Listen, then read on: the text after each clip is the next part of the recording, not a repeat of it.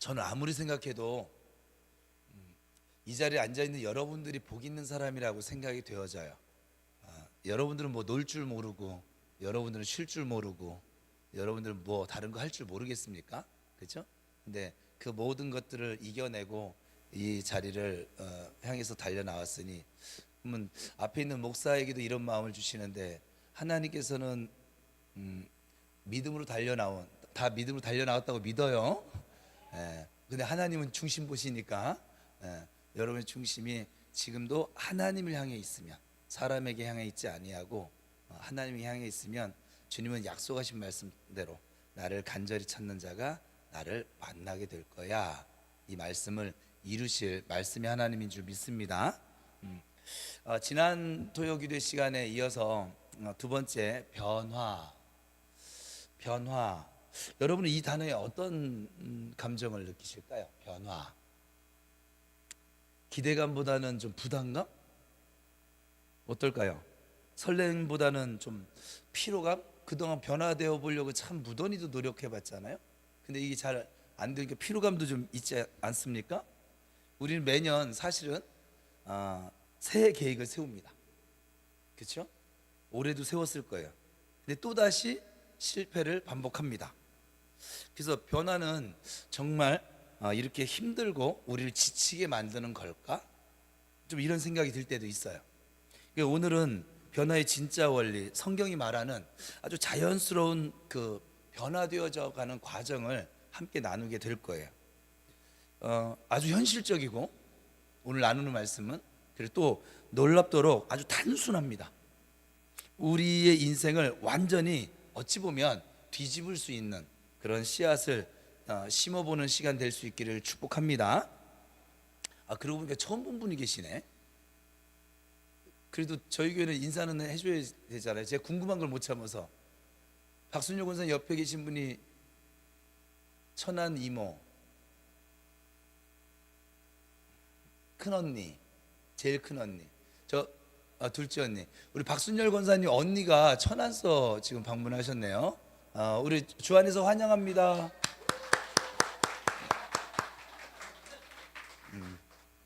네, 환영. 그냥 저희 교회식이에요. 로마에 왔으니까 로마 법을 따르셔야죠, 뭐. 그래서 우리는 보통 변화라고 하면 한번 여러분 생각을 해보세요. 토요일 날은 좀 그냥 딱딱하게 하지만 착하고 좋은 마음으로 좀 들을 생각하고 좀 대화를 하셔도 돼요. 저한테 막 질문하셔도 돼요. 설교 중에 하셔도 뭐라고 안 할게요. 그냥 보통 변화라고 하면 우리가 뭔가 좀 거창하고, 그리고 좀 일단 변화되려면 일단 힘들어야 돼. 그죠? 힘들지 않고는 변화가 될 방법이 없으니까. 살을 빼기 위해서 막 극단적인 막 다이어트 식단을 뭐 하거나, 새벽에 막 억지로 막 일어나서 운동을 한다든지, 또 목표를 이루기 위해서 막 일주일에 막 한 5권의 책은 읽으리라, 말도 안 되는 이런 결심을 함부로 해야 되죠. 우리 저 셋째가 뭐냐면 성경을 일독을 하겠대요. 지금 저 성경 일독 하겠다고 오늘 와가지고 자랑하더라고요. 창세기와 또 뭐였어? 빌립보서와 골로새서와 그리고 데살로니가 있죠. 전서까지 통독을 마쳤답니다. 그냥 구약만 하면 너무 재미없으니까 이렇게 하면서 한다는 거예요. 그래서 그런 시도 좋은 시도예요. 몇 주 갈런지 모르겠지만 초치는 건 아니에요. 이번에 어제 성경 그 100일 성경 통독반이 우리 교회에 있어요. 한 9명 정도, 10명이 시작했는데 한 분이 좀 중간에 멈췄네요. 9분이 다 통독에 참여해서 완독을 했습니다. 100일 만에 일독을 했어요. 그래서 책거리 식사를 같이 하고 저보고 특강을 해달라고 해가지고 어제 한 9시 반까지, 6시에 우리 모였는데 밥 먹고 특강까지 해서 9시 반까지 꼭 제자훈련하는 그런 느낌이었는데, 그거 하면서 굉장히 많이 감동을 받았어요. 제가 목회하면서 처음으로, 여러분 부인이 성경 일독했다고 남편이 KTX 대합실에서 울었답니다. 감동을 해서. 그리고 부인한테 오늘 그래서 이렇게 책거리 하러 가 했더니 카드를 줬대요. 가서 네가 밥 사. 하나님의 은혜다, 전적인. 네가 성경을 일독. 그리고 그 집사님은 집사님인데도 성경 일독하면서 난 성경이 오바댜라는 성경이 있는 걸 처음 알았대요. 나움이라고 하는 성경, 미가라고 하는 성경이 성경책에 그런 이름이 있는 걸 처음 알았대. 집사님이세요. 한 30년을 넘게 다니신. 이게 우리 한국교회 현실이거든요. 여러분은 또 안 그런 것처럼 딱 그러고 계시는데, 그러니까는 좀 어찌 보면 하나님이, 이 성경은 제가 뭐라고 소개했어요? 성경이 뭐라고 했어요? 하나님의 러브레터라고 했어요. 나를 향한, 우리를 향한 러브레터라고 했어요. 여러분은 이 성경을 러브레터로 대하지 않아요. 그래서 어렵고 힘들고 읽기 쉽고, 또 읽으려고 하면 이상하게 졸립고, 뭐 이렇게 설교를 듣는데도 졸린데, 뭐 듣는 말씀도 졸린데 읽는 건 얼마나 졸릴까요? 그게 지키는 건 꿈도 못 꾸는 거죠. 여전히 내 성격대로 그냥 살아가는 것 뿐이지요. 이렇게 우리가 결심을 할 때가 있어요. 성경 읽겠다고. 그래도 지금 이번까지는 아주 그냥 틈틈이 하루에 20장씩 읽어야 된대요. 지금 언제까지 일독한다 그랬어요? 목표가 10월까지요. 11월 달에 면접을 보나 봐요. 신학대학을. 그 면접관이 그래도 신학교 면접인데 성경 일독은 했습니까? 물어보면 못했는데요 하면 창피하니까 그런 목적을 가지고 한대요. 하여간 저기 100일도 아니에요. 저기는 50일 만에 지금 성경 일독을 하겠다는 건데, 하여간 뭐 좀 축복해 주세요. 여러분은 저 나이 때 저런 고귀한 생각을 해본 적이 없잖아요. 저도 해본 적이 없으니까. 저는 그래서 저와의 결심이 안 무너지기를 원하는데, 같이 여러분들 축복해 주세요. 뭐 무너져도 할 수는 없어요. 근데 여러분, 근데 오늘 듣고 나면 괜찮아요. 자신감 생길 거예요. 근데 여러분, 중요한 질문 한번 해볼게요. 이 방법들이 여러분이 살아오면서 여태까지 매년 새해가 되면 결심했던 이 방법들이 실제로 지속이 되어졌습니까? 어떠세요? 아마 여러분 결심한 대로만 그게 지속이 되었으면 여기 안 앉아 있을걸요? 어디 국회의사당에 가 있든지, 전 세계를 누비고 있든지, 그죠? 분명히 그러고 있을걸요? 아닐까? 뭐 이렇게 결심을 한 적이 없어요? 네. 그래서 대부분은 작심 3일 정도, 조금 길면 일주일, 조금 더 써서 30일, 한 달 가면 그 사람은 할 수 있는 사람이에요. 사실 보통 일주일 안에 끝나죠. 그냥 실패한 자기 자신에 대한 좀 실망만 남는 게 반복되진 않으셨어요? 왜 그럴까요? 우리가 의지가 약해서 그럴까요? 아니면 내가 지금 만나고 있는 환경 때문일까요? 여기는 아주 중요한 진실이 좀 숨겨져 있어요. 뭐냐면, 인간의 의지는 이 우리가 변화의 연료가 되기엔 너무나도 불안정하다는 거예요. 우리의 의지는. 사실 우리의 의지는, 제가 이렇게 표현할 게 좀 너무 과한다 싶을까요? 핸드폰 배터리가 같아요. 충전하면 잠시 동안 너무 잘 작동합니다. 저도 핸드폰 안 가져갔네? 어디 있지? 충전하면 딱 100%예요. 뭐 그냥 뭐 한동안 걱정 없이 막 씁니다. 근데 어때요? 얼마 지나지 않으면 이제 금세 50% 이하로 떨어지고, 우리 그 막내 아이는 7%가 될 때까지 핸드폰을 쓰더라고요. 저는 그렇게 써본 적이 한 번도 없어요. 저는 일단 50% 밑으로 내려가면 충전기 꽂아야 돼요. 불안해. 좀 배터리 비슷해요. 충전하면 잠시 동안 잘 작동을 하지만 오래 쓰는 것에 대해서는 좀 한계가 있고 있는 그런 한정된 자원이지요. 하루가 지나면, 그래서 우리가 결심하고 하루가 지나면 점점 더 이제 유혹에 약해집니다. 결심한 것이 흔들려져요. 그리고 그 결심한 대로 살아가니까 피곤해집니다. 그리고 결국에는 포기하기에 이르게 되어지죠. 우리가 지금 수없이 살아오면서 경험한 바인데, 우리가 삶의 변화를 시도할 때 대부분 이런 과정들을 반복해서 겪게 됩니다. 강하게 결심을 하고 며칠 동안 막 전력을 막 다해 노력하다가 결국에 막 한계 붙이고, 견디다 할 때 막 폭발을 하고, 안 해! 내가 언제부터 이러고 했다고, 난 나야! 그러고서는 후회하다가 결국은 또 포기하게 되어지는 것이죠. 이 과정이 꼭 마치 연료가 떨어졌어, 자동차에 기름이 떨어졌어, 근데 막 억지로라도 밀어서 막 가보자 막 하는 그런 것 같은 것이지요. 처음에는 어떻게든 앞으로 나아가지만 오래 버틸 수가 없는 거예요. 누구나 시작은 할 수 있어요. 버틸 수가 없는 거예요. 여러분도 그렇지 않아요? 교회에서 사랑 설교를 듣고 가서 그래 내가 이제 우리 가족들 진짜 정말 사랑해보리라. 며칠 갑니까? 대답을 하지 마세요. 서로 민망하니까. 그래서 하지만 제가 생각할 때 이러한 과정이 반복될 더 큰 문제는 무엇이냐면 이러한 실패의 반복이 결국 우리 안에 나는 원래 안 되는 사람이야. 나 이거 못해. 라고 하는 아주 부정적인 자기 이미지가 여기 토착이 되어집니다. 형성이 되어져요. 우리를 그 이미지에 갇혀버리게 만드는, 감옥에 갇히게 만드는 것이죠. 그래서 실패가 쌓일수록 우리 자기 확신은 점점 무너져 내려갈 것이고 변화에 대한 기대감마저 우리는 잃어버린 채로 그냥 살아가는 거예요. 그냥 결국 우리는 마지막에는 제가 사람들 만나보면 변화에 도전할 용기 자체가 없어요. 그냥 저는 원래 이래요.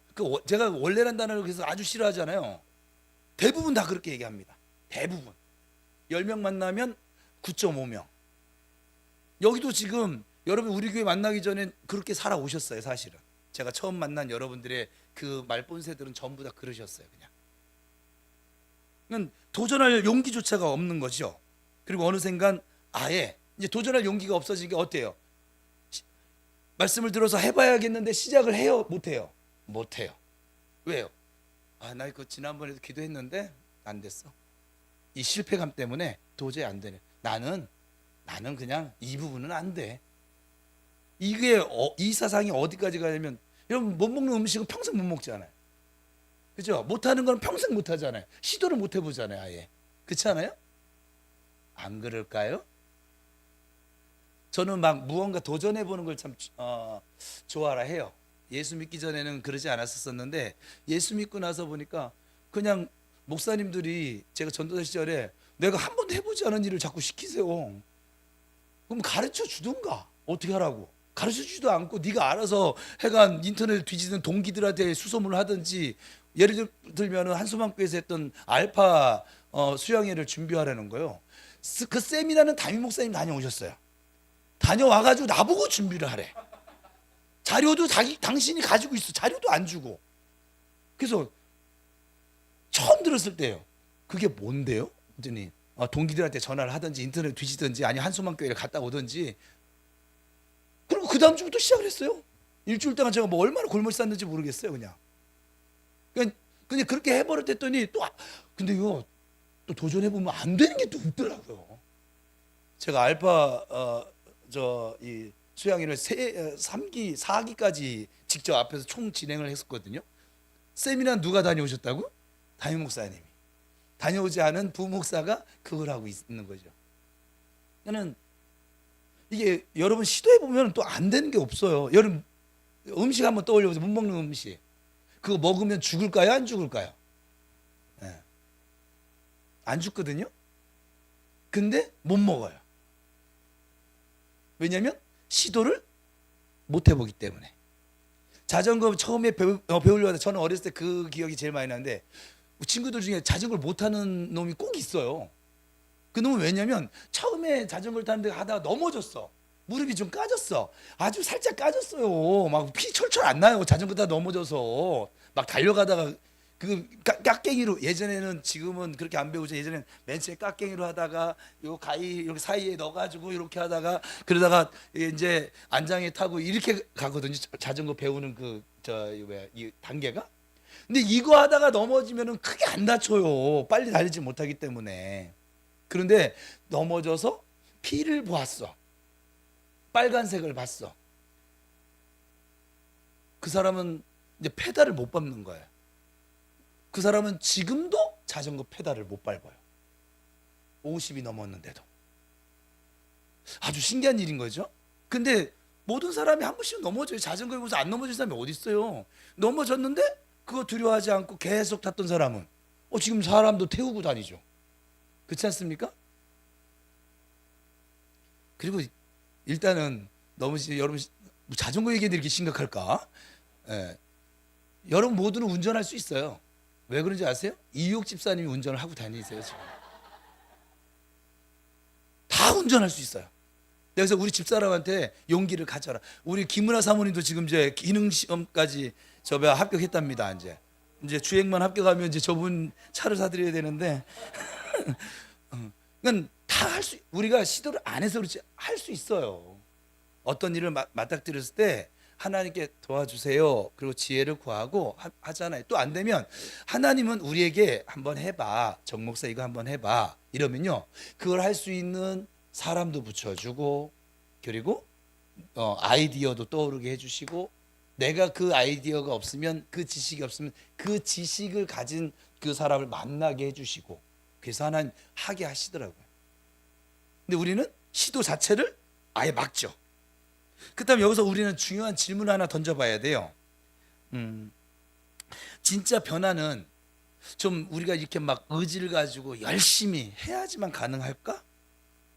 놀랍게도 여러분, 성경은, 그건 우리 생각이고, 성경은 이 질문에 대해서 우리가 예상치 못한 완전히 다른 답을 말씀하고 있어요.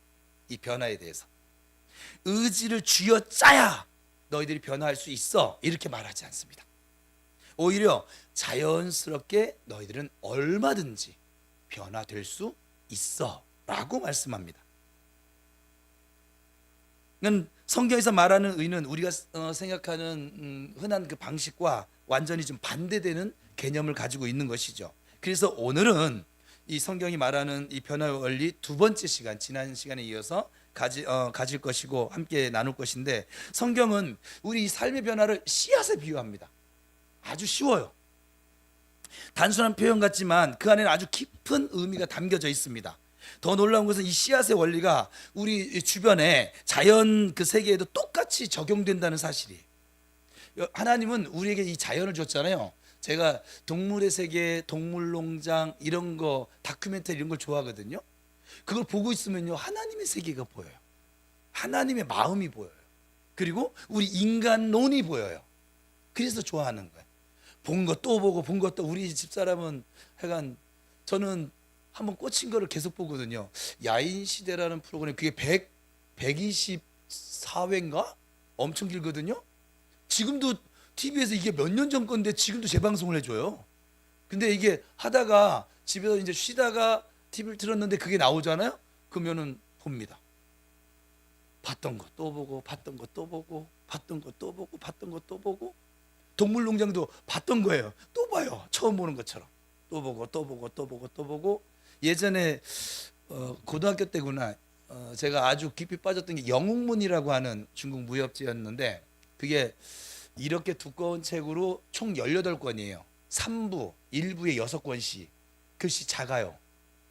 엄청난, 이게 비디오로 나왔어요. 우리가 결혼해서 신혼 때였는데 비디오로 72편인가 76편으로 나왔어요. 그때 우리 비디오 테이프로.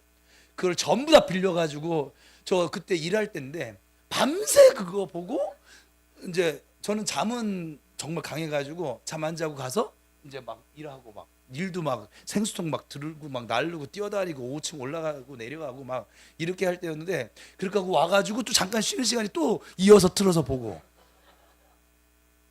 그랬더니 나중에 TV에서 또 해주는 거야. TV에서 하는 거 또 보고. 지금 뭐 의천도령기, 뭐 신조협녀지, 뭐 뭔지 모르시죠? 예. 제가 한 10번은 넘게 봤을 거예요 아마. 그 방대한 분량인데, 저는 좀 그런, 좀 그게 장점이자 단점이기도 하는데, 뭐 하나 꽂히면 해가 그냥 내가 그냥 뭐 굳이 외우지 않아도, 성경도 그런 거예요. 외우지 않아도 그냥 오는 거예요 그냥. 그렇게 반복해서 보는데 뭐 스토리를 다 알고 있는 것이죠.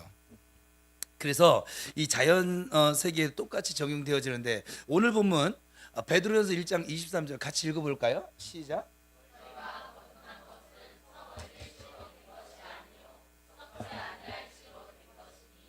살아있고 항상 있는 하나님의 말씀으로 되었느니라. 즉 성경은 하나님의 말씀을 씨앗이라고 표현합니다. 씨앗. 그리고 이 말씀이 우리 안에, 우리 이 마음 안에 심겨질 때 결국 우리의 삶에서 이 씨앗이 열매를 맺게 하신대요. 여기서 가장 중요한 건 뭐예요? 바로 이것이죠. 뭐예요? 성경이 말하는 변화의 원리예요. 말씀은 자동으로 자랍니다. 말씀은 우리가 막 노력을 하고 막 그게 아니라 자동으로 자랍니다. 말씀은 살아있어서 좌우의 날선 어떤 검보다 예리하여 우리의 혼과 영과 및 관절과 골수를 찔러 쪼개기까지 하며 우리의 마음과 생각을 감찰하시는 그런 능력을 가지고 있어요. 그러니까 말씀 자체가 능력이에요. 그러니까 이 말씀 안에 우리 시스템이 들어가져 있는 거예요. 말씀 안에 자체. 이걸 꼭 명심하셔야 돼요. 여러분 사과나무를 한번 떠올려 보세요. 생각만 해도 벌써 이 침이 나오네요. 새콤달콤. 이 사과 씨앗을 땅에 심으면 그 씨앗이 땅속에서 난 반드시 나무가 되어야 해. 난 나무가 되기 위해서 난 이렇게 할 것이고 난 이렇게 할 거야 막. 난 광합성을 찔 것이고 막. 이렇게 발버둥 치거나 괴로워할까요? 제가 지금 오버스럽게 하는데 그래야 기억을 하셔서. 그렇지 않죠? 그냥 그 씨앗은 조용히 그리고 묵묵히 뿌리를 내립니다. 그리고 싹을 틔웁니다. 그리고 시간이 지나면서 열매를 맺게 됩니다. 우리도 꼭 이 사과 씨앗과 마찬가지인 거예요.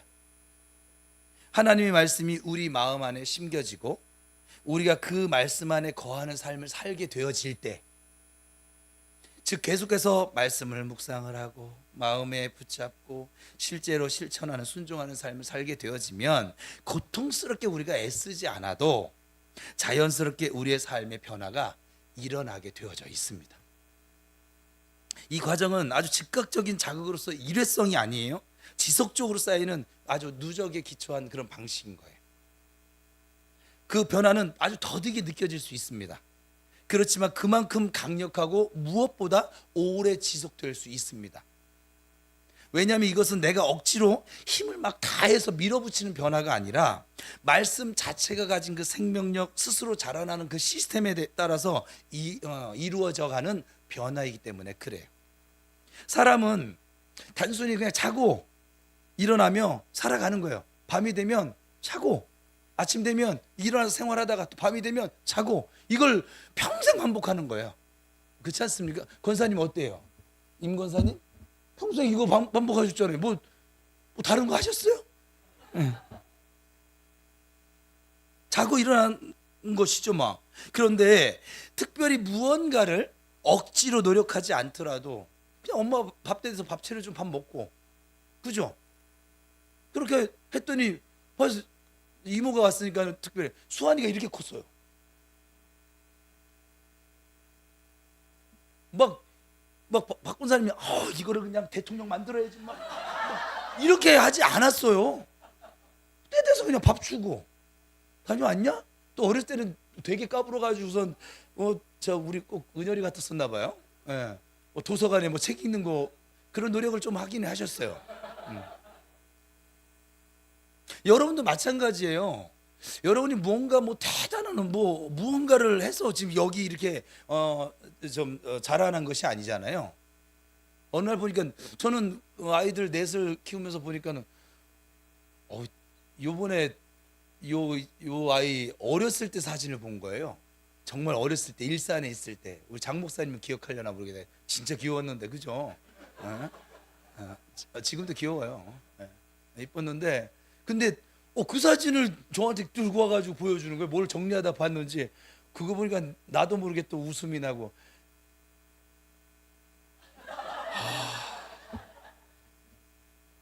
엄청난, 그러면 대단하게 뭐를 했느냐? 아니요. 그냥 자고 일어나서 아침 되면 얘는 꼭 학교 가기 전에 다녀오겠습니다. 엄마가 자고 있어도, 아빠가 자고 있어도 학교 다녀오겠습니다. 방문 열고 지 혼자 인사하고 나가는 애야. 교회에서도 인사를 잘하면 좋겠는데, 그러니까 그러고 나갔다 이렇게 오고 다녀오면은 다녀왔습니다. 그러니까 그거 하나는 참 잘하고 있는데, 그리고 아침 일어나서 학교 가. 그리고 저녁에 12시나 돼야 봐요, 내가. 그러니까 근데 어느샌가 성경을 일독하겠다는 둥, 신학대학을 가겠다는 둥, 지금 저렇게 컸어요 지금. 이게 대단한 것을 한 것이 아니라 이 말이에요. 그래서 우리는 마침내 우리도 모르는 사이에 그렇게 열매를 맺어 갈 수 있다. 이 비유는 우리 삶 속에서 하나님 말씀이 어떻게 역사하는지를 우리 알 수 있게 해줍니다. 노력이 아닌 씨앗, 즉시가 아닌 좀 지속, 의지가 아닌 말씀이 중심이 되는 변화. 그리고 놀라운 사실은 이 말씀 씨앗이 이미 여러분 각자의 지금 심령에 손에 주어져 있다는 사실이에요. 그래서 변화의 원리는 사실 그렇게 복잡하지 않습니다. 그것은 마치 사과나무가 자라는 과정과 똑같습니다. 사과 씨앗이 자라는 것이 단순해 보일지라도 그 안에는 우리가 상상할 수 없는 하나님의 놀라운 진리가 담겨져 있는 것이지요. 한번 상상해 보세요. 여러분이 작은 사과 씨앗 하나를 손에 들고 그걸 땅에 심었어. 자, 상상해 보세요. 레드썬 심었어, 땅에. 아주 상상을 해봐요. 눈을 감으세요. 그냥 감아도 돼. 사과 씨앗이 자라는 것이 단순해 보이지만, 그래서 여러분은 그 씨앗을 심자마자 심어놓고서 나 사과 열매 지금 따먹어야지, 이런 분 계세요? 아니죠. 그 어느 누구도 그 씨앗이 하루 만에 자라는 것을 바라지도 않습니다. 일주일 만에 열매를 딸 것도 바라지도 않습니다. 왜냐하면 씨앗이 자라서 열매를 맺기까지는 꽤 많은 시간과 과정이 필요하다는 것을 너무나 잘 알고 있기 때문에 그래요.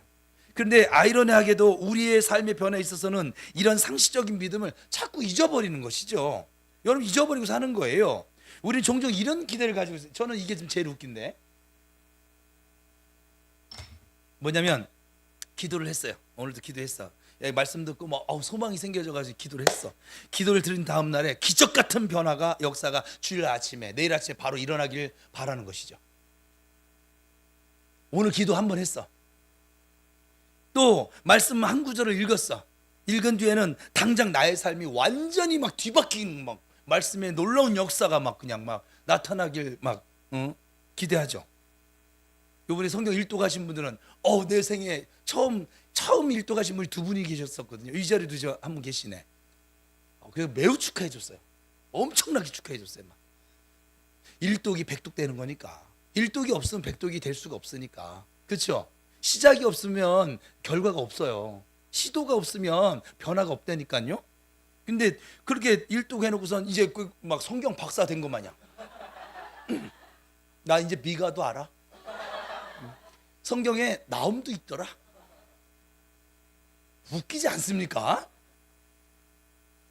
제가 목회하다 보면요, 성경 조금 읽고 와가지고 목사 앞에서 꼭 문자 쓰시는 분들이 계세요. 그냥 몰라, 내용은 몰라.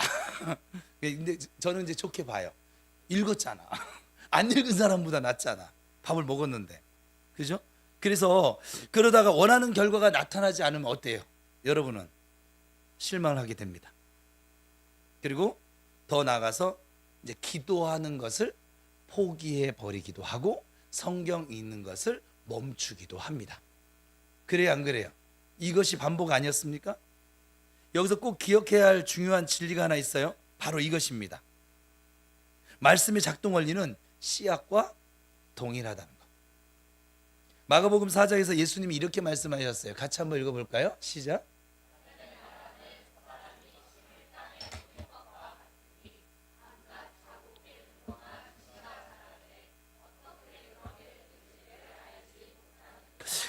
지금 이 말씀이 예수님이 하신 말씀인데 아주 중요한 두 가지 진리가 이 말씀 자체에 담겨져 있어요. 뭐냐, 첫 번째는 우리는 씨가 자라나는 그 과정을 이해하지 못해도 된다는 거예요. 다 알려고 하지 마세요. 다 알 수도 없어요. 사람의 역할은 단순히 씨를 땅에 뿌리는 것뿐인 거예요. 그리고 그 뒤에는 자고 깨며 일상을 살아갑니다. 흥미로운 것은 씨앗이 자라나는 과정은 사람이 모두 알거나 통제하지 못한다는 거예요. 그럼에도 불구하고 씨앗은 스스로 자라고 결국 열매를 맺게 됩니다. 이것은 아주 자연 법칙이고 하나님 말씀도 이렇게 동일한 원리로 작동이 되어집니다. 두 번째 이 말씀 진리는 뭐냐면 말씀이 자라는 데는 반드시 시간과 환경이 필요하구나라고 하는 것이. 사과나무를 떠올려 보세요. 사과나무가 하루아침에 자라지 않지요. 그 과정에는 사과나무가 열매를 맺을 때까지는요 그 과정 가운데는 뭐가 있냐면 겨울의 혹독한 추위를 넘겨야지만 열매를 맺을 수 있어요. 때로는 가뭄과 비바람도 견뎌야만 합니다. 하지만 그런 과정을 통해 나무의 뿌리는 계속 점점 뿌리가 점점 깊어지고 또 점점 줄기도 두꺼워지고 강해지면서 그래 마침내 그 가지에서 열매가 맺혀지게 되는 것이죠. 이 비유는 아주 우리에게 중요한 것을 알려주고 있죠. 눈에 보이지 않아도 말씀은 우리 안에서 여전히 일하고 있습니다. 지금 여러분이 읊조리게 하고 있잖아요. 여러분들은 지금 몰라요. 여러분이 어떤 일을 내가 지금 하고 있는지 그걸 몰라요. 제 눈에는 보이는데 읊조리기를 안 하는 사람들은 하지 마세요. 뭐 어쩔 수 없어요. 열매를 덜 먹으면 되지 뭐. 내가 있잖아요. 커피 시켜 먹어요. 나중에 혈관이 좀 약해지면 되지 뭐. 당뇨도 좀 걸리면 되는 것이고 계속 과로하세요. 뭐 감기 걸리겠죠 뭐. 그죠? 말씀 먹지 마세요. 안 자라겠죠 뭐. 예? 뭘 심어놓은 게 있어야 자랄 거 아니겠어요. 심지를 않았는데 뭐가 자라겠어요. 계속 내 생각으로만 가득 차 있으면 그 내 생각으로 평생 살아야지 뭐. 그리고 저 인생살이를 살아갈 때 내 힘으로 살아가야지. 그렇잖아요? 안 그래요? 간단해요. 원리는 그렇다 이 말이에요. 그래서 이 눈에 보이지 않는 여전히 지금 말씀이 우리 안에서 말씀을 통해서 하나님 일하고 계신 줄 믿으시 바랍니다. 그리고 하나님 말씀은 이 시간과 환경 속에서 자라나고 있고 결국은 하나님께서 계획하신 열매를 우리 안에서 이루게 된다는 사실을 믿으셔야만 합니다. 안 믿으셔도 상관은 없어요. 믿음대로 될 겁니다. 안 믿는 사람은 안 믿는 대로 될 것입니다. 그러니까 신앙생활이 제가 이게 목회하다 보니까 참 이 말씀 생활을 이렇게 해도 여전히 자기 생각에 이렇게 사로잡혀 있는 사람들은 보면 내가 봐도 행복해 보이지 않아요. 그 사람의 신앙생활이. 그리고 그 말을 들어보면 불평과 원망이 약간 비난과 정죄가 가득해요. 여러분 우리 입에서요 이 속에서 불평과 원망이 나온다는 건 그 근원에 누가 있다고 그랬어요? 나가 있다고 그랬잖아요. 나. 죄성을 가진 내가 있어서 그게 나오는 거거든요. 노예에서 종살이 하던 습관을 가지고 있는 내가 불평과 원망하고 하나님의 말씀의 사람, 새로운 피조물이 그 성령의 열매를 가지고 있는 신령한 복을 받은 그 하나님의 사람 성도는 감사와 찬양과 기쁨과 이런 것들이 나온다니까요. 그래서 내 안에서 불평과 원망과 미움과 시기와 질투와 이런 것들이 나오잖아요. 불행한 거예요. 그거 나오는 것 자체가 이미 불행한 거예요. 그걸 말을 하면서 내가 행복해요, 안 행복해요? 여러분은 다른 사람 욕하면서 막 행복을 느끼세요? 그분 사이코패스입니다. 자기 자신도 행복하지 않고 또 하나는 또 그 말이 독이 돼서 다른 누군가에게 어떻게 할까요? 또 상처를 주잖아요. 나도 안 행복하고 내가 안 행복하니까 너도 행복하지 말아야 돼. 꼭 이런 심리인 거잖아 이게 우리 죄성이요 굉장히 진짜 못된 심리예요 사실은. 근데 그거 아세요? 여러분이 행복해지잖아요. 여러분 주변 사람들도 행복해집니다. 여러분들이 그 인상 쓰는 거에서 인상을 딱 풀어버리잖아요. 여러분 주변 사람들이 이 마음이 완화가 되어집니다. 그래서 말씀을 여러분 안에 심는다는 것은 아주 단순한 것이지만 단순하지 않습니다. 여러분의 인생을 바꿀 수 있는 그런 원리가 된다 이 말에. 자, 그래서 이제 여러분 말씀 읽고 묵상하고 삶에 적용하는 그 순간부터 하나님 말씀이라고 하는 이 씨앗은 이미 여러분 안에 심겨져 있는 것이에요. 그러나 진짜 문제는 이것이죠. 그 씨앗을 그대로 두어서 자라게 할 것인가 아니면 파내 버릴 것인가. 우리 지금 교회 앞에 화단도 심어놓고 파낸 놈도 있거든요. 뽑아버린 놈도 있거든요. 깻잎 심지도 않았는데 지가 나가지고 뽑아버렸잖아요. 그래서 하나님 분명히 우리 안에 말씀의 씨앗을 주셨어요. 그리고 그 씨앗은 놀랍게도 스스로 자라도록 설계가 이미 되어져 있습니다. 하나님의 능력 안에서 말씀은 자연스럽게 우리 안에서 자라날 것이고 열매를 맺을 준비를 지금 시작하고 있는 것이죠. 그렇다면 우리는 어떤 역할을 해야 될까요? 우리가 해야 할 일은 단 한 가지. 너무 쉬운 거예요. 씨앗이 자랄 수 있는 환경을 지켜주는 거예요. 저는 어떤 부모가 좋은 부모이냐, 그 자녀를 뭐 1부터 10까지 다 케어해 주는 부모, 좋은 부모 아니에요. 그 자녀는 아무것도 스스로 할 수가 없어요. 그러면 그 안에 스스로 자랄 수 있는 환경이, 시스템이 이미 하나님이 이미 그 생명 가운데 넣어줬거든요. 그래서 웬만한 건 부딪혀가면서 해보도록 하는 게 좋아요. 다만 그 아이가 어떤 위험한 환경에 노출되지 않도록 그 환경을 지켜주기만 하면 되는 거예요. 무슨 말 이해되지? 지금도 우리 교회도 마찬가지. 하나님이 지금 말씀 주시고 이렇게 지켜주기만 하지, 여러분 일일이 다 간섭하지 않으세요. 일일이 다 간섭하면 여러분 이 자리에 있을 사람이 한 명도 없어요. 일일이 간섭하면 여러분이 얼굴이 철판이 아닌 이상 이 자리에 앉을 수도 없어요. 너무 부끄러워서. 그래서 한 가지인데, 씨앗이 자랄 수 있는 환경을 지켜주는 것이다. 그러면 그 환경은 무엇일까요? 한마디로 얘기하면 순종입니다. 어떤 순종이냐? 첫 번째는 지속적인 묵상이에요. 말씀 씨앗이 떨어졌어요? 이 말씀 지속적으로 묵상하는 거예요. 하나님의 말씀을 삶의 중심에 두고 날마다 되새기는 거. 이걸 지금 우리 교회에서 말씀 읊조리기를 한다. 묵상한다. 주야로 묵상을 한다. 그래서 복 있는 사람이다. 열매를 시절 따라 열매를 맺게 될 것이다. 똑같은 말씀이에요 지금. 그래서 말씀 읊조리기가 얼마나 중요합니까? 그러면 여러분이 그 말씀이 자랄 수 있도록 지켜주는 환경이 되어지니까. 두 번째, 신뢰입니다. 하나님의 계획과 타이밍을 믿는, 흔들리지 않는 믿음의 자세가 아주 중요한 거죠. 하나님의 때가 되면, 우리 교회에서는 지금 마침내, 오늘도 할 거예요.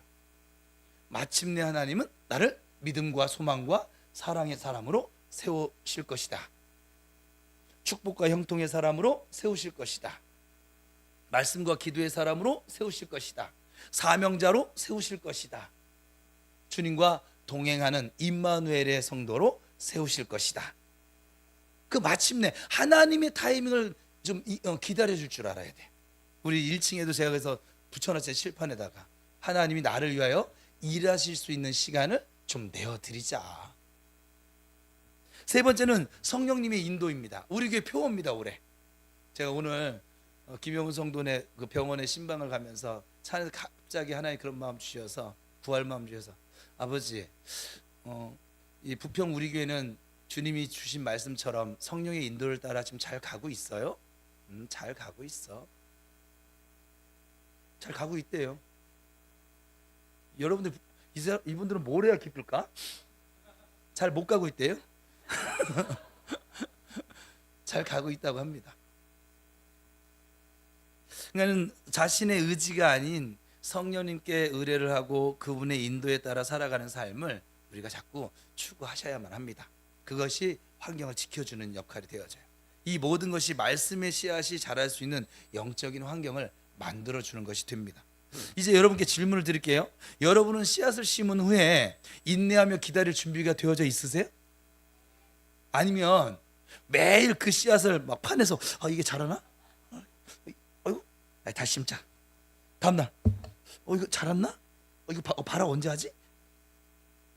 자꾸 그렇게 파냈다가 확인하고 또 심기를 반복하고 계시진 않냐 이 말이죠.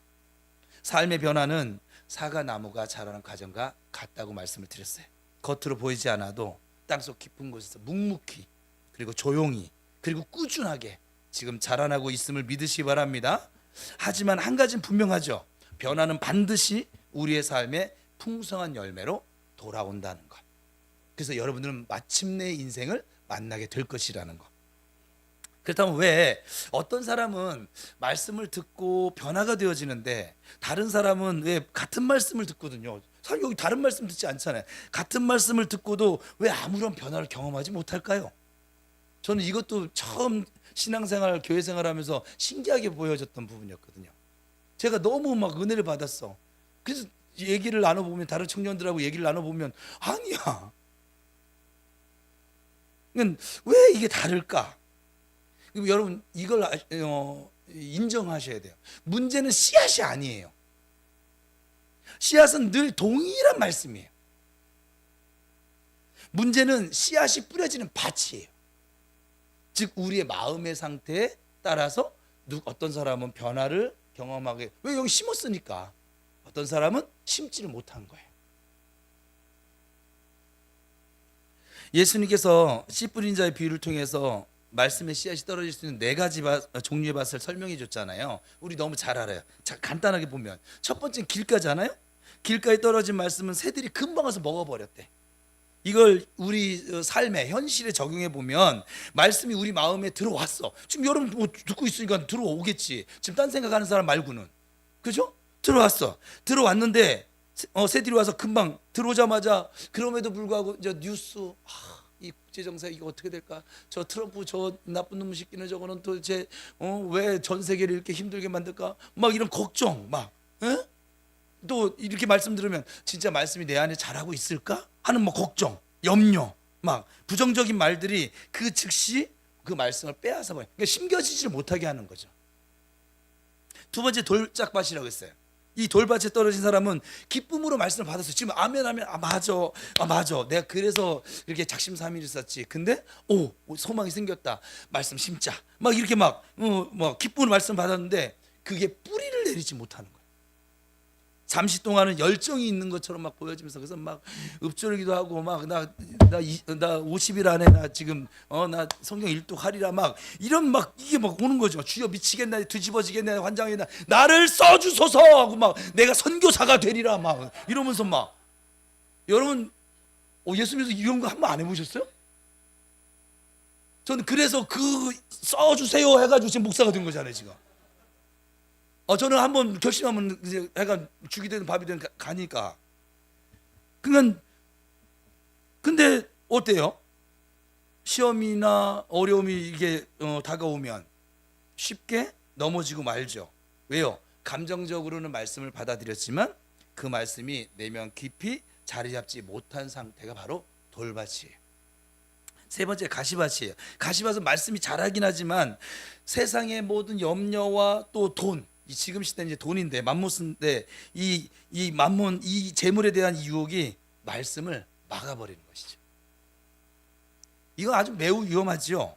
말씀도 있고 열정도 있는 것 같지만 세상적인 가치와 욕심이 어떤 일을 내가 바라볼 때, 어떤 사람을 바라볼 때, 교회를 바라볼 때, 세상을 바라볼 때, 그 모든 것들이 그 어디에다 가치를 두냐면 세상적인 가치관에 두는 거예요. 그래서 말씀보다 내가 살아온 경험, 내 지식, 내 모든, 여러분 이 성경도요 지식으로 가지고 있잖아요. 무기입니다. 마귀를 때려잡는 말씀에 거물을 줬더니 말씀을 마귀를 때려잡는 것이 아니라 내부 총질이라고 하잖아요. 이 말씀 가지고 아내를 공격해요. 이 말씀을 가지고 남편을 공격해요. 이 말씀을 가지고 다른 성도를, 목사들은 이 말씀을 가지고 성도들을 공격을 해요. 이거 영적 전투에 쓰라고 말씀에 거물을 줬더니 되게 신기한 거죠. 이거 안 가르쳐줘도 이런 건 왜 어디서 배우는지 모르겠어요. 그죠? 그래서 결국은 열매를 맺지, 이 말씀보다도 내가 가지고 있는 가치관, 지식, 철학, 막 사상 이런 것이 더 앞서니까 결국은 내 안에서 이 말씀이 열매를 맺을 수가 없게 되는 것이죠. 마지막으로 좋은 밭입니다. 우리 8월달 암송 말씀인데, 좋은 밭은 착하고 좋은 마음으로 말씀을 듣는 거예요. 그리고 말씀을 지키는 거예요.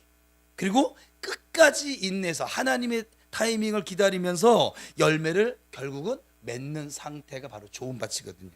그럼 이 사람은 말씀을 삶의 중심에 둡니다. 말씀 읊조리 하는 거죠. 하나님 지금 하라고 하니까 그래서 순종하는 거죠. 예전에도 해봤는데 그거 잘 안 됐어. 지 생각이고. 그런 생각을 가진 사람은 지금 우리 교회 이렇게 목사가 그냥 막 매 설교 시간마다 그냥 어떤 설교를 해도 결국 말씀 읊조리 얘기하고 있는데, 그럼에도 불구하고 안 하잖아요. 안 해요. 우리 교인들이 지금 다 할 것 같아요, 여러분? 안 해요. 머문 자리 기도해 하자. 안 하잖아요. 안 해요. 왜? 내 생각이 훨씬 더 크거든, 이 말씀보다. 하나님이 지금 나한테 무엇을 원하시는지 이게 중요치 않거든. 내 생각이 중요하거든. 내가 지금 만나고 있는 환경이 중요하거든. 그래서 안 하는 거예요. 못 하는 게 아니에요. 하려고 여러분 마음 먹잖아요. 다 할 수 있습니다. 여러분은 주 안에서 모든 것을 할 수 있는 분들이세요. 안 하는 거예요. 그래서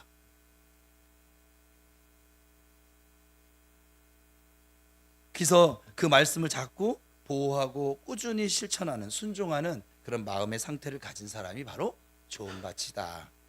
여기서 우리가 반드시 기억해야 할 중요한 것이 이것이죠. 네 가지만 모두가 동일한 씨앗, 동일한 말씀이 뿌려졌다는 사실이에요. 우리는 자꾸 핑계를 대거든요. 아니요, 동일한 씨앗, 동일한 말씀이 뿌려졌다는 사실입니다. 그렇다면 많은 사람들이 실패하는 이유는 뭘까요? 문제는 말씀을 듣고 감동을 받는 데서 끝나버리고 만다는 것이죠. 말씀이 내 삶 속에서 자리를 잡고 자라도록 보호하지 못하는 것, 바로 그것이 가장 실패하는 큰 이유가 됩니다. 말씀의 씨앗이 자라기도 전에 외부 요인으로 인해서 쉽게 막 뽑혀나가 버리는 경우가 얼마나 많은지 몰라요. 이 앞에 있는 목사도. 그리고 그 외부 요인 중 그 가장 흔한 이유는 뭐냐면 현실적인 판단이에요. 우리가 이 하나님 말씀보다 더 똑똑한 거예요. 이게 교만이거든요. 자만이기도 하고. 여러분 없는 것 같죠? 이게 다 있습니다. 이게 이스라엘 백성들에게도 나타난 것이었었고 어느 시대나. 그래서 예를 들면 하나님이 치유하신다는 말씀을 들어요. 예를 그냥 들어준 거예요. 극단적이라고 하지 마세요. 예를 들어준 거예요. 하나님께서 치유해 주신다는 말씀을 듣고 믿으려고 했어요. 그렇지만 병원 가서 진단을 받았더니 의사 진단 한마디에 그냥 마음이 샥 무너져 버리는 경우가 있어요.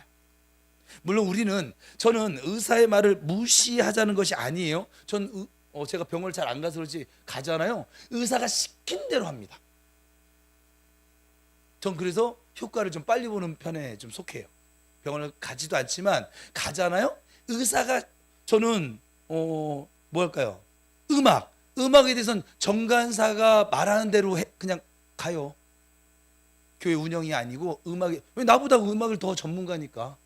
저는 전문가의 말을 잘 들어요. 그냥 전문가 된 게, 여러분 전문가가 되려면 최소한 그 분야에 10년 이상은 이게 지식과 노하우와 경험이 쌓여져야 되거든요. 저는 전문가의 말을 들어요. 그래서 지금 의사의 말을 지금 계속 들으면서 여러분들에게 지금 공유하고 있는 것들이 있는 것인데, 어쨌거나 무시하자는 것이 아니에요. 의학적인 조언과 현실적인 판단도 참 중요합니다, 우리의 삶에.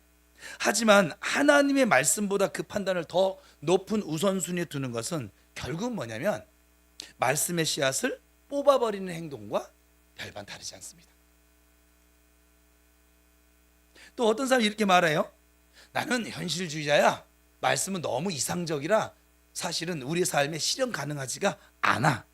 여기 지금 굉장히 이런 사람이 있어요. 지금 그렇게 스스로 누가 뭐 시키지도 않는데 스스로 가시밭으로 가는 거예요. 그냥 이런 태도를 가진 마음으로는 결코 말씀의 씨앗이 자랄 수가 없습니다. 결국 아무 열매도 맺을 수가 없게 되는 것이지요. 말씀의 힘은 여러분 절대적이에요. 여러분 생각한 것보다 훨씬 절대적입니다. 그 어떤 씨앗보다 강력하고요, 반드시 열매를 맺는 생명력을 가지고 있습니다. 하지만 이 강력한 능력은 말씀 안에 거하는 자에게만 작동이 되어집니다. 말씀을 하루 잠깐 듣고 그냥 끝내버리는 사람, 감정적으로만 말씀을 소비시키는 사람, 그리고 말씀보다 세상의 논리를 훨씬 더 신뢰하는 사람에게는 아무리 강력한 말씀의 씨앗이 떨어져도 효과가 없을 수밖에 없는 것이죠. 결국 진정한 변화는 우리에게 이런 질문을 좀 던져볼 수 있어요. 여러분은 좋은 밭이세요? 하나님의 말씀을 보호하고 그 말씀을 지속적으로 붙잡을 준비가 되어 있으세요? 지금까지 이 말씀의 원리와 씨앗에 대한 예수님의 비유를 지금 잠깐 나눴어요. 우리는 씨앗의 생명력과 그 말씀이 마음에서 자랄 수 있는 조건들에 대해서도 지금 함께 나눴어요. 근데 여러분 궁금하지 않으세요? 이 모든 것이 단지 이론에 불과한 것은 아닐까? 어떨까요? 말씀을 심기만 한다고 하면 변화된다는 이 말이 정말 우리가 이 21세기를 살아가는 우리의 삶의 현실에서도 가능할까? 어떠세요? 이것이 통할까? 에이, 저거는 70년대 한국교회 초기 시대 때나 나타날 법이지 지금은 어려워. 여러분, 제가 지금 이렇게 목사로 세워져서 지금도 목회를 하고 있습니다. 아브라함이요, 마침내 믿음의 조상이 되어져 있습니다. 사울이요, 마침내 바울이 되어 로마까지 가게 됩니다. 이것보다 더 큰 현실이 있을까요? 어떨까요? 이것이 바로 말씀 안에서의 자연스러운 변화 아닐까요? 그 변화는 억지로 스스로를 막 밀어붙인 그런 결과가 아니었거든요. 말씀 안에 단지 거했을 뿐입니다. 그랬더니 말씀의 씨앗은 마치 사과나무가 시간이 지나면서 자연스럽게 열매를 맺는 것처럼 저의 삶 가운데 조용히 그러나 분명하게 지금 자라나고 있었던 것이죠. 이 간증은 저에게도, 그리고 제 이야기를 듣고 있던 그동안 수많은 제자들에게도 하나의 증거가 되고 있습니다. 여러분, 말씀은 살아 있어요. 그리고 말씀은 심겨졌을 때 반드시 그 자리를 뚫고 올라와 생명이라고 하는 열매를 맺게 되어집니다. 다시 한번 강조하지만 말씀은 반드시 자랍니다. 지금도 오늘도 우리 안에서 여전히 자라나고 있습니다. 그래서 오늘 말씀을 정리해 보면, 지난 시간하고 이제 변화에 대해서는 이렇게 2시간 가질 건데, 변화는 우리의 노력으로 말미암은 고통이 아니라 씨앗의 힘으로, 말씀의 씨앗의 힘으로 온다는 사실을 꼭 인지하시기 바랍니다. 여러분이 노력해서 여러분 삶은 변화되지 않아요. 작심삼일을 계속 반복할 뿐이에요. 어떤 누군가는 작심오일일 뿐인 것이고 안 변화되지 않을 거예요. 여러분, 그 못난 자아를 하나 못 내려놓고 있잖아요. 못난 그 기질을 하나 못 바꾸고 있잖아요. 여러분 스스로에도 짜증나는 그 성격을 하나 못 바꾸고 있잖아요. 나도 모르게 막 이거 막 자꾸 뒤집게 되잖아요. 끌어오르는 감정을 내가 스스로 컨트롤을 못 하고 있잖아요. 여러분 이미 수없이 경험하셨어요. 여러분의 억지로 밀어붙인다고 노력해서 되어지는 것이 아니라 이 말에, 혹시 지금 여러분의 삶의 변화를 간절히 원하고 계시다고 한다면 이제 억지로 스스로를 밀어붙이지 마세요. 하나님께서 우리에게 주신 말씀이라고 하는 씨앗을 심으세요. 그리고 그 씨앗이 자랄 수 있도록 좀 인내하면서 지켜봐 주시기를 축복합니다. 그것이 진정한 변화의 시작이 될 것입니다. 우리가 하고 있는 말씀 읊조리기는 바로 이런 면에서 변화의 시작입니다. 반드시 성령께서 우리를 도와주실 것입니다. 그리고 단 한 가지 좀 더 권면 드린다고 치면, 하나님의 말씀이 여러분의 삶을 변화시킨 경험이 있으세요? 지금 우리 단톡방에 이제 몇 사람씩 올리고 있어요. 지금 꽤 많이 올리셨어요. 이제는 참 준비가 돼서 그런가 이게 씨앗이 떨어지면 자라나는 그 시간이 그리 길지 않은 것 같아요. 지금 여러분들은 모르지만 지금 우리 단톡방 그 안에서 또 어제 모임에서도 이들이 이제 그 안에서 자라나고 있는 그 씨앗의 상태, 그 열매들에서 표현하는 것이 매우 자연스러워지셨어요. 그런 경험이 여러분 생겨진다고 하면, 혹시 그렇다면 여러분의 그 경험을, 여러분의 그 말씀의 경험, 그 말씀이 자라나는 열매를 맺는 그 경험들을 좀 단톡방이나 아니면 또 교회에서 사람들 만나면 맨날 뭐 정부가, 이번 정부는 어쩌니 이런 얘기 그만하고 안 바뀐다니까요. 여러분 얘기해봤자. 그리고 다른 사람에 대한 얘기도 하지 마요. 그럼 뭐하랍니까? 내 자식도 아니고 내가 키울 것도 아니고. 그렇잖아요? 안 그래요? 또 저는 그래요. 사람 관계에 있어서 하나님 관계와 사람 관계가, 이웃 관계가 하나님의 뜻인데 이것이 신앙생활 전부거든요.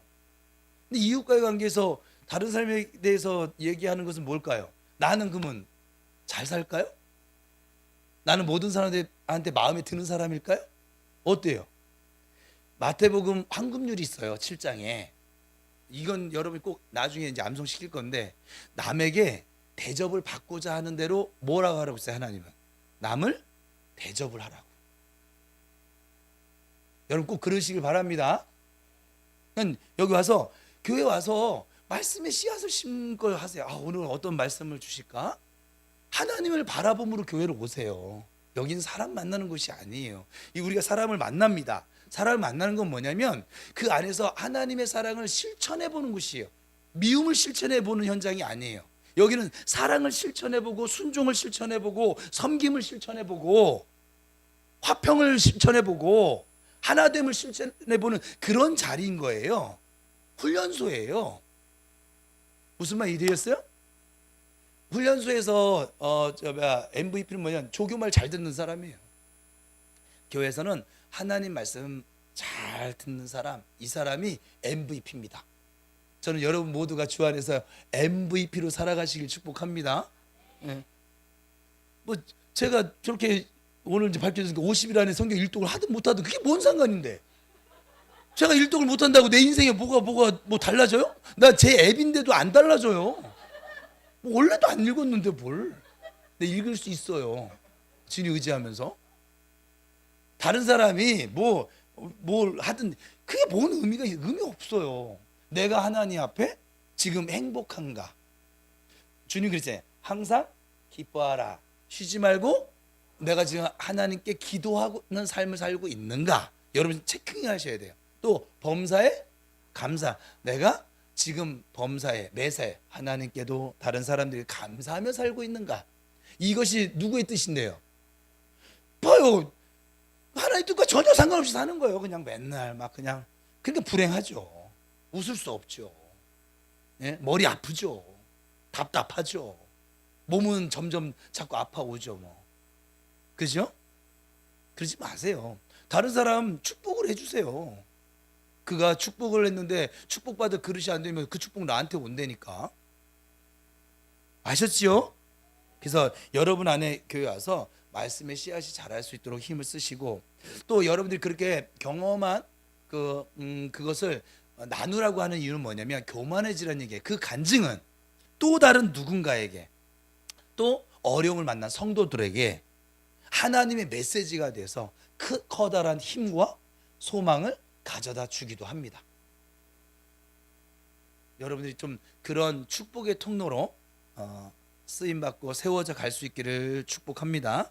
우리 모두 주 안에서 하나님 은혜로 변화의 열매를 누리며 나누며 살아갈 수 있게 되기를 축원합니다.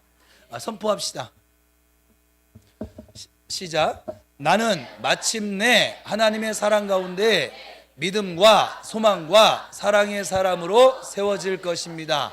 나는 마침내 하나님의 사랑 가운데 말씀과 기도의 사람으로 세워질 것입니다. 나는 마침내 하나님의 사랑 가운데 축복과 형통의 사람으로 세워질 것입니다. 나는 마침내 하나님의 사랑 가운데 주님과 동행하는 사람으로 세워질 것입니다. 나는 마침내 하나님의 사랑 가운데 주님의 뜻을 이루는 사명의 사람으로 세워질 것입니다. 아멘. 주님께서 우리를 이 마침내의 시간으로 지금 인도해 가시고 자라도록 지금 힘주고 계신 아버지심을 믿으세요. 기도하겠습니다. 아버지 하나님 감사합니다. 지난주와 이번 주 두 주간에 걸쳐서 우리의 삶에 변화가 되어진다.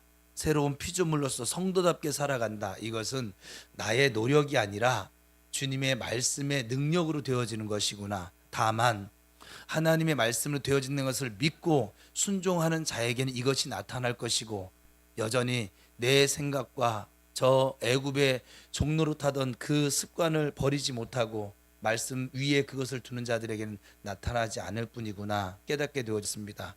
이 말씀 안에 생명의 시스템이 들어져 있음을 말씀하셨사오니 아버지 하나님, 우리가 주 안에서 먹고 자고 눕고 다시 일어나고 또 순종하고 말씀 붙들고 기도하고, 아버지 하나님 어느샌가 우리가 성령의 9가지 열매가 맺혀지는 그런 인생을 살아가는 우리를 발견케 됨을 믿습니다. 또 그렇게 될 줄로 믿습니다. 주님 말씀하신 대로 도와주옵시고 말씀의 씨앗이 우리 안에서 잘 지켜서 인내되어져서 열매 결실을 맺을 수 있도록 착하고 좋은 마음으로 살아가게 하여 주시옵소서. 감사하며 예수님의 이름으로 기도드리옵나이다. 아멘. 이 시간에 잠깐 개인 기도하기 전에 우리가 저녁에 이따 9시에 또 제가 글을 올리긴 하겠지만 그래도 모였으니까 예배당에 모였으니까 이번 수련회 지금 말씀처럼 하나님의 말씀의 역사가 또 성령의 역사가 또 하나님의 사랑과 은혜가 풍성하게 나타나지는 그동안 나눴던 행복한 수련회, 믿음의 수련회, 감사하는 수련회 이런 수련회가 될 수 있기를 위해서 우리 함께 잠깐 통성으로 기도하고 개인 기도로 넘어갈게요. 함께 통성으로 기도합니다.